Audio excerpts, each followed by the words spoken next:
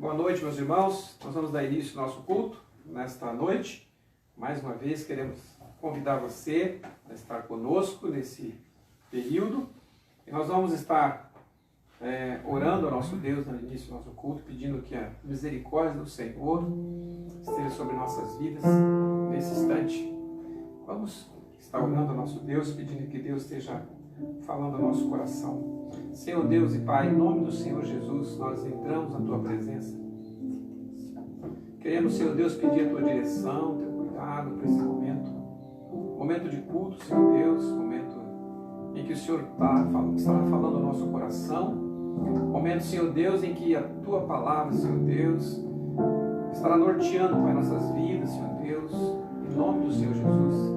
Que o Teu Espírito Santo, Senhor Deus, comece a trabalhar em nosso coração, tirando toda a preocupação, acalmando nosso coração, em nome do Senhor Jesus. Onde esta palavra estiver chegando, a imagem, que a Tua presença, Senhor Deus, esteja também. Deus, que esses minutos estaremos passando aqui, Senhor Deus, sejam minutos agradáveis, minutos, Senhor Deus, de bênção, Senhor Deus.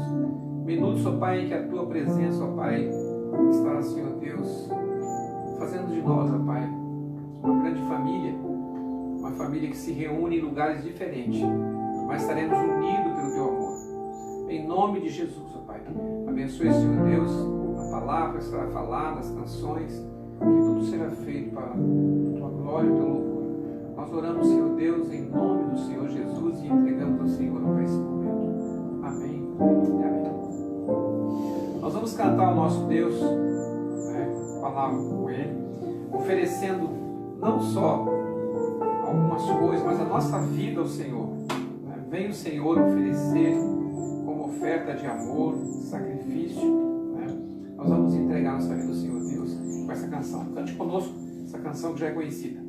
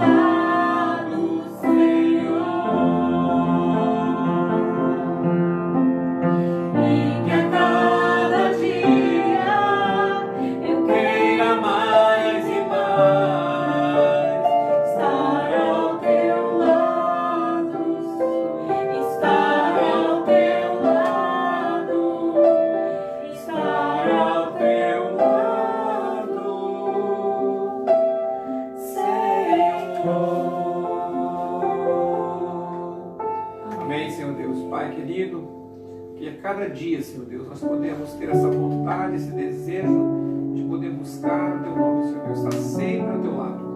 Que a Tua presença, Senhor Deus, nunca nos deixe, mas que nós possamos, ó Pai, sempre, Senhor Deus, nos deliciar com a Tua presença em nome do Senhor Jesus.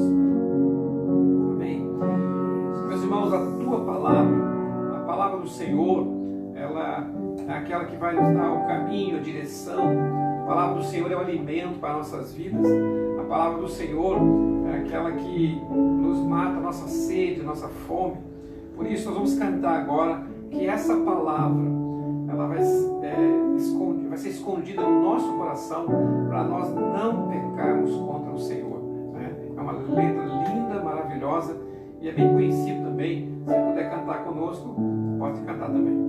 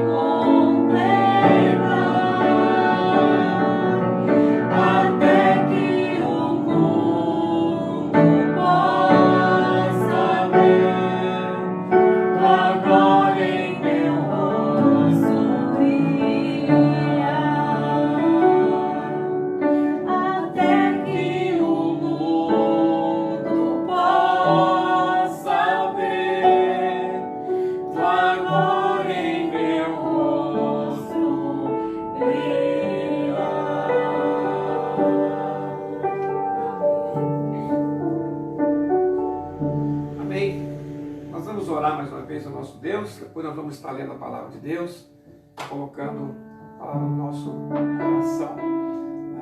Mas vamos estar orando, pedindo ao Senhor que nos abençoe. Depois nós vamos estar lendo a palavra do Senhor Deus. A irmã Sueli vai estar orando. Pai, nós queremos te agradecer que o Senhor tem sido um Deus tão bondoso conosco. Amém, Pai. Jesus. Glória a Deus. E o Senhor tem, ó Pai, nos sustentado, tem trazido, ó Pai, a tua palavra na nossa mente, no nosso coração. Em nome de Jesus. Nós queremos, ó Pai, que essa palavra, ó Pai, seja divulgada. Oh, Deus. E que muitos daqueles que nós conhecemos, sim, Jesus, aqueles que nós temos contato, Pai, possam também conhecê-la. Em nome de Jesus. Em nome do Senhor Jesus, eu peço por todos aqueles que estão ouvindo agora essa mensagem, que possa também, ó Pai, estar colocando o coração, ó Deus, na Tua palavra, ó Deus, a mente possa estar voltada, ó Deus, a ouvir aquilo que o Senhor tem, ó Pai, o recado que o Senhor tem para a nossa vida nessa noite. Abençoe, ó Pai, todas as famílias que estão, ó Pai, te louvando, todas as famílias, ó Pai, que abriram as portas, ó Pai, para a Tua Palavra. Amém. Esteja, ó Pai, derramando chuvas de bênçãos sobre essas vidas, ó Pai. Protegendo também de todos os males, ó Pai. E nos prepara, ó Pai, para aquilo que é a Tua vontade, ó Deus. Deus, os Teus planos para a nossa vida, ó Pai, não podem ser frustrados, ó Pai. O Senhor tem o controle, ó Pai, de todas as coisas, principalmente, ó Deus, na vida daqueles que se colocaram diante do Senhor. Por isso, ó Pai, nós nos colocamos, ó Pai, diante do Senhor, confiando, ó Pai, 100%, ó Pai, na Tua palavra, ó Pai, no propósito que o Senhor tem para nós, ó Pai. Abençoe-nos, ó Deus, e fale com cada um de nós, ó Pai, nesta noite. Nós nos colocamos, ó Pai, diante do Teu altar, ó Pai, em nome do Senhor Jesus Cristo. Amém. Amém. Amém. Abra sua Bíblia no livro de Provérbios, capítulo 4, versículo 23. Enquanto você vai abrindo aí, eu quero dar algumas comunicações, muito importante também, né, para cada um de nós, importante que a gente esteja também informado, né, sobre aquilo que está acontecendo. A nossa igreja, ela ainda continua, fechado o templo, né? Nós continuamos com os cultos online ainda, por enquanto, até nós termos uma trajetória, assim, uma palavra melhor, né? E apesar de que já pode-se abrir o templo com muitas, mas muitas mesmo restrições. E nós decidimos como diretoria, como grupo, né, poder estarmos deixando mais um tempo até passar um pouco mais essa pandemia toda. Então, os irmãos aguardem um pouquinho mais ainda, nós vamos estar fechado o templo e nos comunicando por aqui, por esse veículo, por esse canal, tá bom? Nós estamos em plena campanha de oração. Eu queria que você se atesse nisso. Nós estamos com 31 dias de oração. Jesus transforma minha família. Esse é o tema, né? E nós temos vários irmãos recebendo mensagens todas mais ou menos aí na parte da manhã, recebendo uma mensagem para você estar acompanhando, orando, e também os desafios de oração. As crianças também têm a sua cartilha, onde estão orando também, e didaticamente estão colando algumas figurinhas. Se você não tem ainda esse álbum, então você depois procura a gente para a gente poder estar te ajudando nessa área. Então, todas as nossas crianças estão ativas também na igreja. Então, por favor, então, se comunique aí, tá bom?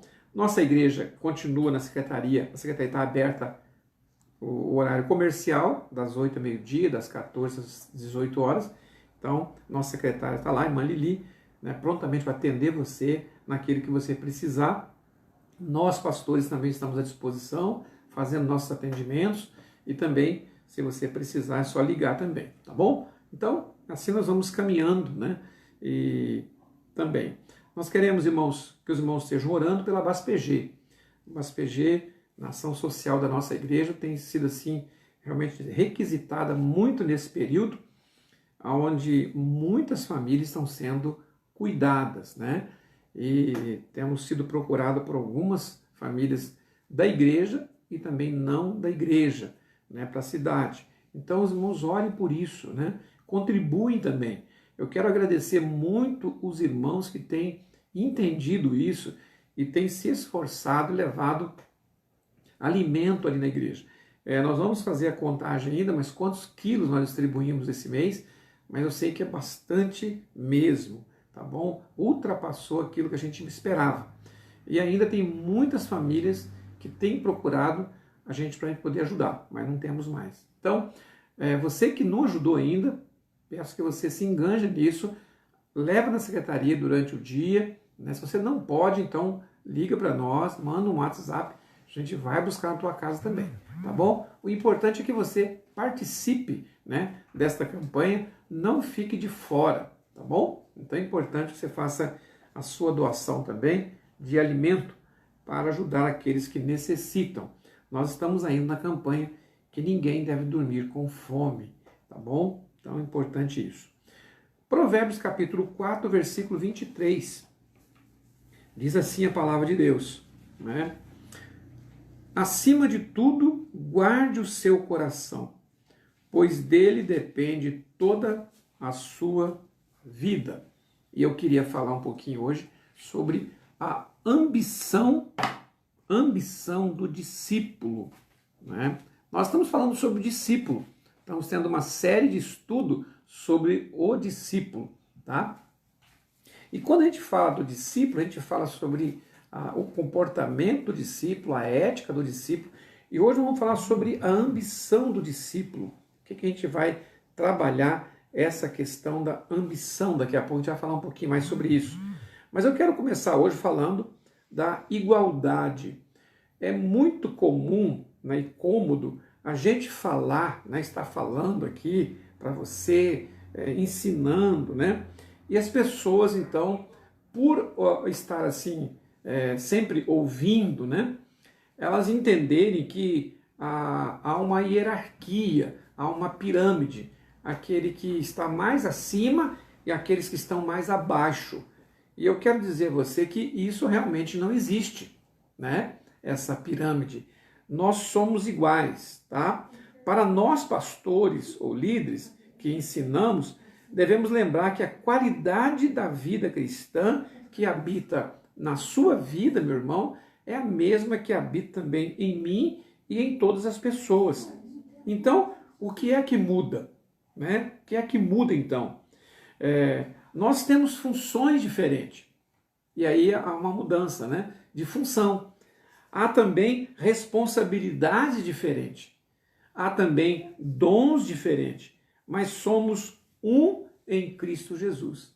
Então é bom que nós já definimos isso no começo, porque nós somos iguais perante o Senhor Deus, com funções, com dons e responsabilidades diferentes um do outro. Então, claro que isso não nos impede, né, de seguirmos os nossos líderes, ouvir os nossos líderes, mas não porque são líder, né, e tem uma qualidade cristã melhor, porque a função, né, os dons e também a responsabilidade são outras, são diferentes. A sua vida cristã, por exemplo, a gente pode entender o seguinte, que a vida cristã, ela não depende da nossa inteligência. Tem pessoas muito inteligentes, né, que elas não são cristãs, tá? Também não depende dos anos de vida cristã que nós temos, tá? Então, são duas coisas que nós às vezes nos perdemos e nos perdemos um pouco, mas a vida cristã, ela não depende da inteligência nem do ano de vida que nós temos. Isso é muito importante que nós entendamos essas questões, né? Mas é uma pessoa com responsabilidade. Isso é importante que entendamos com vida cristã. Precisamos saber aí também equilibrar a questão do líder, né? Aquele que está liderando, ele tem que ter um certo equilíbrio. O equilíbrio, irmãos, é saber liderar com equilíbrio, aquele que está à frente, com responsabilidade, né? O equilíbrio no quê? Em duas coisas o equilíbrio. O equilíbrio no fazer e o equilíbrio no ser, né? São duas coisas. Ser, somos iguais. Nós temos que ter esse equilíbrio. Nós somos iguais. E o fazer é liderar. Então essas duas coisas devem estar em equilíbrio, né? Na nossa vida. Quando entendemos assim, então nós temos na igreja, aí a gente pode dizer assim, nós temos uma vinha. O que é uma vinha? Na vinha, irmãos, o que se destaca na vinha ou na produção de uva, né, é a cooperação. E aqui essa palavrinha ela é muito importante quando nós nos tratamos de relacionamento, de igreja, a cooperação. A vida cristã ela é feita de cooperação, né? E cooperação com quem?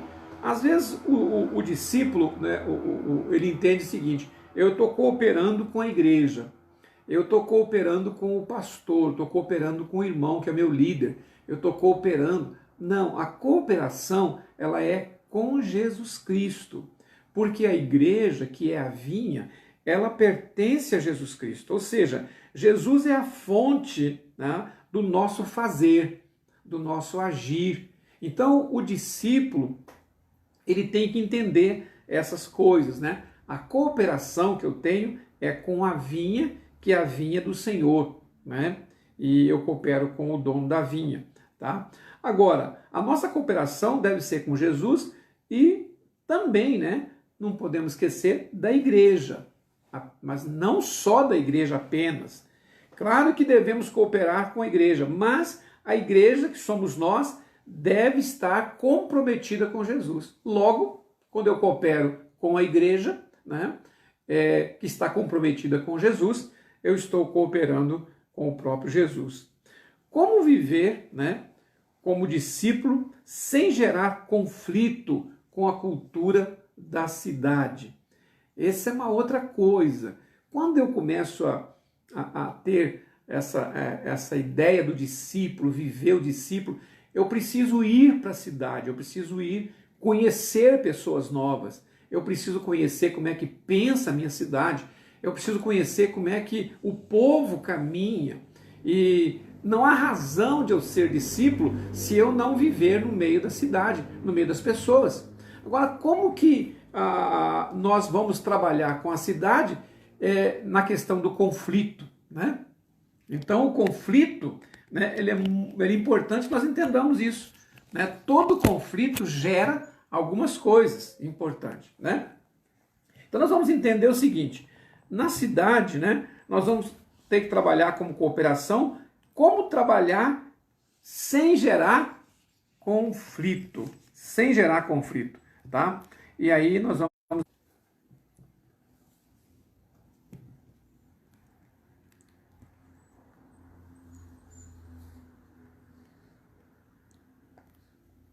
Tudo bem? Acredito que sim. Parece que está meio errado aí o negócio. A imagem mudou. Os irmãos estavam falando aí. Probleminha técnico aqui. Nós vamos já continuar aqui, né? Tudo bem? Uhum. Sara está conferindo aqui, né? Qualquer coisa você manda mais uma mensagem aí que a Sara vai dando uma arrumadinha para nós aqui, tá bom? Mateus capítulo 7, 14, eu estava falando aqui sobre a questão como nós vivemos como discípulo comprometido com Jesus, né? Sem conflitarmos com a cultura da cidade. Como influenciar as pessoas vivendo como sal e luz, né? E aí eu estava lendo Mateus capítulo 7, 14, né? Que diz assim: como estreito é a porta e apertado o caminho que leva à vida, são poucos os que encontram. O fato de você achar a porta e o caminho e entrar pela porta e caminhar pelo caminho já é um milagre de Deus.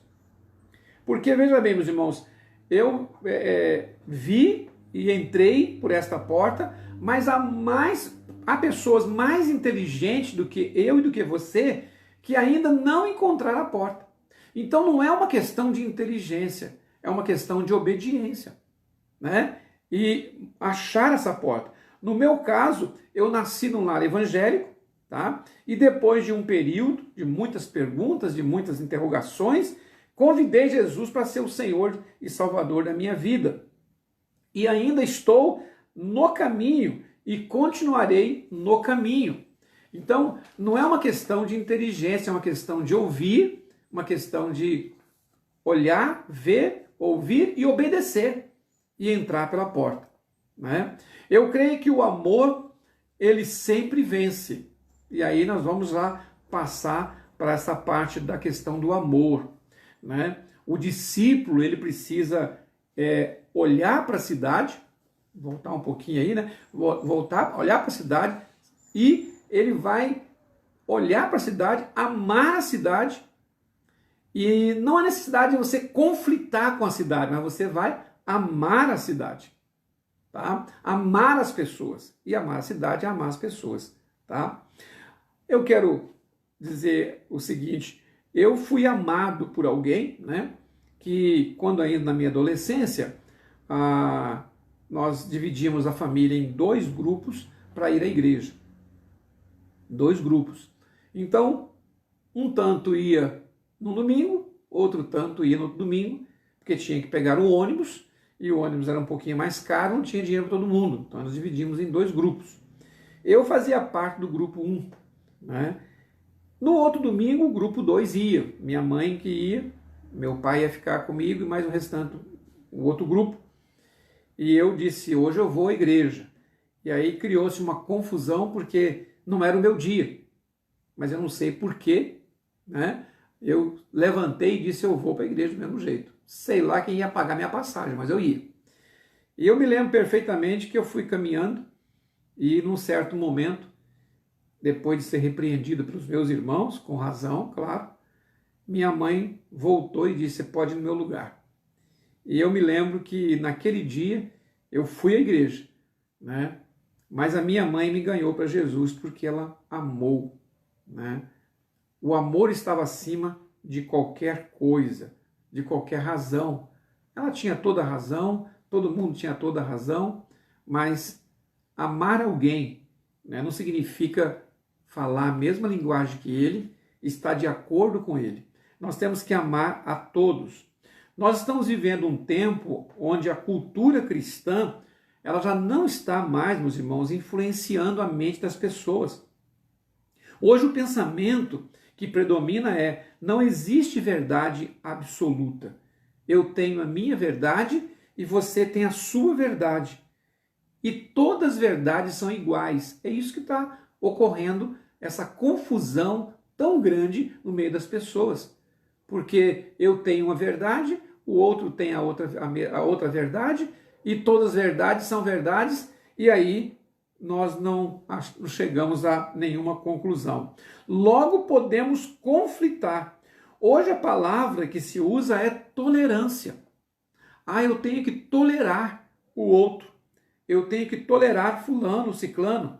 Se você não tratar igual todas as religiões, se você não tratar todas as manifestações da sexualidade, você está na contramão do mundo.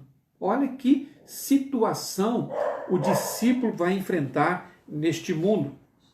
Como igreja, como que a igreja vai reagir a isto?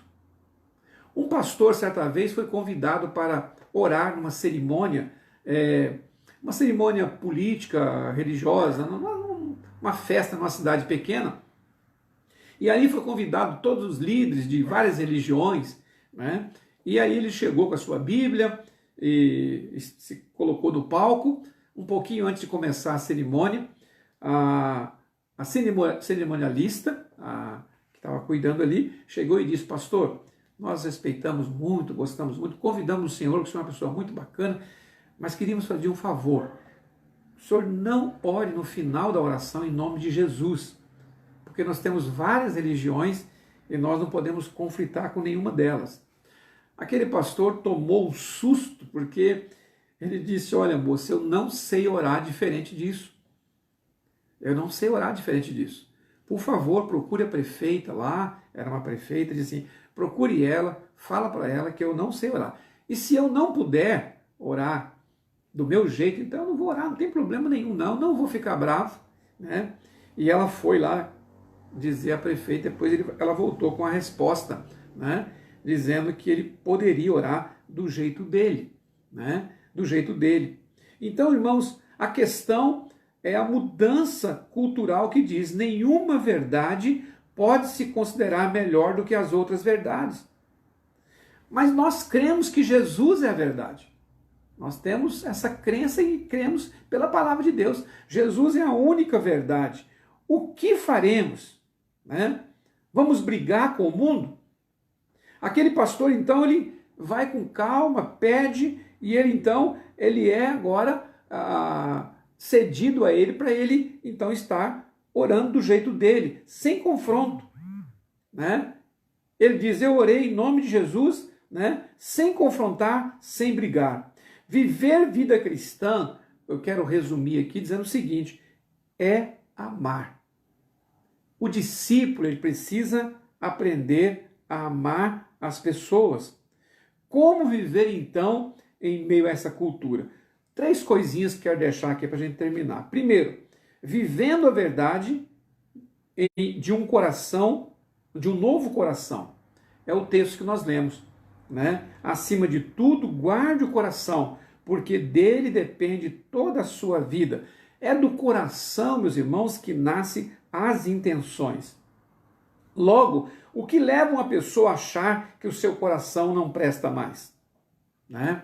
O que leva uma pessoa? O coração do ser humano, ele já nasce com problema. Toda criança já nasce com problema, e o problema espiritual é o pecado.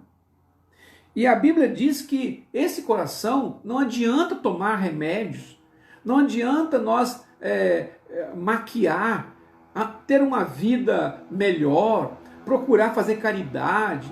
Tudo isso são remédios para tentar amenizar o problema da doença chamada pecado no coração. Ele precisa de um transplante. Esse coração, ele nunca vai ser bom se não for transplantado. Nós cristãos somos um povo que tem o coração de Jesus batendo em nós. Tá? Não somos nós mesmos, mas Cristo que vive em nós, diz a palavra de Deus. É Cristo que vive em mim, a palavra do Senhor diz claramente. Então isso é muito importante para que a gente possa entender a questão do coração. Alguém que sabe mais, aliás, vamos dizer assim, nós temos que viver nesse mundo não como alguém que sabe mais ou alguém que é mais forte, mas como uma pessoa que foi transplantada. Certa vez uma pessoa foi visitar uma criança que nasceu com um problema no coração e o médico disse que a única situação era transplantar. Mas é uma criança ainda. Como achar um coração de uma criança? É muito difícil. Mas um dia, não havia mais nenhuma chance para ela viver, um dia recebe um telefonema dizendo: achamos o coração, se prepare para o transplante, fazer a cirurgia. Aquela criança já ali mórbida, bem mal, e aí de repente passou-se uns anos, fez a cirurgia e tal, a criança correndo para lá e para cá. E o pastor foi visitar aquela família e disse: pastor, minha filha, olha a situação, ela estava num momento muito difícil e agora nós estamos felizes. Mas veja, irmãos, eu quero comparar o seguinte: uma família ficou chorando porque perdeu um filho, né? Porque para transplantar alguém tem que morrer. Uma criança morreu e o coraçãozinho dela estava bom, transplantou para outra. Uma criança morreu para outra viver. Uma criança chorou, uma família chorando, a outra família se alegrando. Assim é a vida cristã. Jesus, ele deu a sua vida. Ele teve que morrer para que nós pudéssemos ter um coração novo. E essa é a grande verdade que nós entendemos aqui. Tá? O coração que está em você agora é o coração de Jesus, que morreu para que eu tivesse vida. Tá?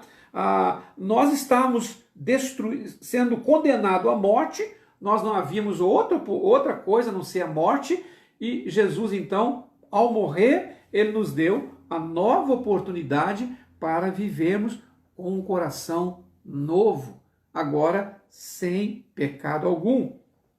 Precisamos, então, apresentar ao mundo esse resultado desse novo coração, que é o fruto do Espírito Santo. Não é um esforço, mas pela presença do Espírito Santo em nossa vida, automaticamente nós vamos produzindo frutos. E a segunda coisa é viver a verdade de uma vida eterna relevante. Ou seja, que sobressai, que tem importância, que destaca. Aqui é amar quem você precisa amar. Exemplo, amar esposa, amar filho, isso é relevante. Mas amar o inimigo, isso é muito relevante. O que nós temos que aprender como discípulo é que nós existimos para amar. Tá? 1 Coríntios 3, 4 a 8, Paulo fala do amor. Se queremos ser relevante como igreja, descubra onde tem alguém que precisa ser amado, para que você possa amar aquela pessoa, ajudar aquela pessoa na sua necessidade. Tá? Mas só que isto, um escritor estava dizendo, não é para fraco, mas para quem tem um novo coração. São para os fortes, os transplantados, né? Aquele que recebeu um novo coração. Vivendo a verdade de uma contribuição generosa e contínua, é a terceira lição. Um culto bem elaborado, um culto bem organizado é muito bom, é muito gostoso. Mas o que faz a igreja ser relevante é viver 24 horas o amor de Cristo. Mateus 5, 13 a 16 fala do sal e da luz. Sal e luz não pedem nada para abençoar. Tá? Nós temos hábito de reagir a quem nos trata bem. Nós temos hábito de ajudar a quem nos ajuda. Mas nós, como igreja, precisamos agir porque somos bons. Nós temos um coração bom. Então nós não vamos reagir, né, ou agir porque alguém nos fez algo bom. Isso é automático nosso. Nós vamos fazer algo bom porque nós temos a bondade de Cristo em nós. Não por reconhecimento algum. Tá? Então, nós não podemos ter de base assim, a questão da troca. Você me deu isso, você me tratou bem, eu também vou te tratar bem. Tá? Por que isso? Porque nós somos pessoas transplantadas. E ao ser transplantados, nós nos livramos, tá, da escravidão. Hoje nós somos livres e prontos para amar até os nossos inimigos. Quem não tem um coração transplantado, ele não tem condições de amar pessoas, né, e até os inimigos. Alguma coisa, porque nós já temos. Não para sermos alguma coisa, porque nós somos já. Então, nós temos Cristo e nós já somos transplantados. Então, nós temos que viver essa vida diferente. Então, o discípulo, ele precisa ter essas características, essas coisas, esse dia a dia, vivendo a vida cristã. E eu quero terminar já, tá? E dizer o seguinte: para se fazer uma cirurgia de transplante de coração, não é tão simples assim. Você vai fazer um monte de exames. O médico vai ter que te convencer que você precisa de um transplante. Entendeu? Então, não é chegar assim, você vai operar o coração. É uma coisa muito complicada. Tá? É bem difícil. O médico tem que ter uma boa palavra, uma boa explicação, e mesmo assim não é fácil. Irmãos, do mesmo modo, eu quero dizer a você, né, é muito difícil o mundo, as pessoas, admitir que precisa do coração de Jesus na sua vida. Por isso a vida cristã, ela é bem difícil. Não é fácil você dizer à pessoa que ela precisa trocar o coração dela, fazer uma cirurgia. Mas você pode ser a pessoa que vai dizer ao mundo: aceite Jesus, o coração dele é bom e você vai ter uma vida abundante, uma vida eterna. Você pode ser essa pessoa, porque você foi chamado por Deus para realizar esta obra. Meu irmão, eu quero dizer com essas palavras de hoje que você é um discípulo do Senhor Jesus. Precisa amar as pessoas, mas isso só acontece quando nós temos um coração transplantado. O teu coração já foi transplantado? Você tem o coração de Jesus? Então use os seus dons, use as suas habilidades. para que Deus possa ser visto em você. E as pessoas, ao olhar para você, ela possa ver a grande diferença. Qual é esta? Os frutos do Espírito. Porque quem tem um coração transplantado, ele automaticamente vai produzir coisas boas. Porque um coração do Senhor Jesus não pode produzir algo de ruim. Que Deus nos abençoe, que Deus te abençoe muito, né? E que você possa meditar nessas palavras. Eu quero orar com você, né? Entendendo que Deus colocou você nessa cidade para que você seja bênção aonde quer que você esteja.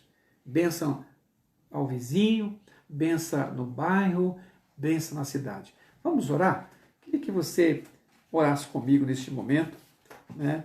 E colocando o seu coração diante do Senhor Jesus, esse coração precioso que tem um preço que não se conta, não se mede. Vamos orar? Em nome do Senhor Jesus. Querido Deus, nosso Pai Celestial, que a Tua graça, e somente a Tua graça, Senhor Deus, nesta noite alcance, Senhor Deus, nossos corações. Peço também, Senhor Deus, que em nome do Senhor Jesus, nós possamos, Senhor Deus, entender, ó Pai, que somos Teus discípulos, ó Pai, para produzir frutos. Levanta-nos, ó Pai, dê-nos ânimo, Senhor Deus, nesse momento em que as pessoas estão tão precisando de uma palavra de carinho. Ó Deus, que eu possa usar, Senhor Deus, todos os recursos que o Senhor me deu. Usando o meu celular, Senhor Deus, meu computador, para enviar mensagens. Ó Deus, orar com alguém através do telefone. Mas, Senhor Deus, que o Senhor possa nos ajudar a ser o veículo, Senhor Deus, que vai dizer às pessoas: aceite Jesus no seu coração. Jesus quer colocar um coração novo em você, um coração bom, um coração abençoador. Em nome de Jesus, é que nós vamos orar. Amém? Amém. Vamos cantar, pelo menos a primeira parte da canção, né? A Tua palavra escondi, né, no meu coração, né? Depois nós vamos estar terminando, tá bom?